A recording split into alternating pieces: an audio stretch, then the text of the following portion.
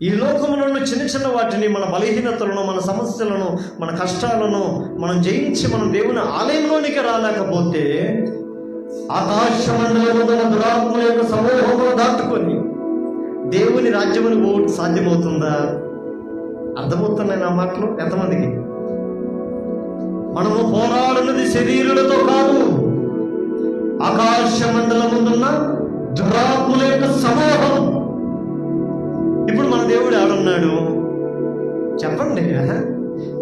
పాట కూడా ఆకాశం ముందున్న ఆశీనుడా అంటాం. ఇప్పుడు ఆకాశంలో దేవుడు ఉన్నాడు, ఆయనకు కిందగా ఏమున్నాయి?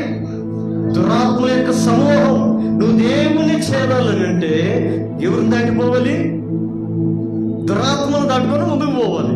నువ్వు దురాత్మను దాటుకొని పోవాలంటే కింద ఏం కావాలి? అందుకనే తిమోతి పౌలు ఒక మాట అంటాడు, నా కుమారుడు అయిన తిమోతి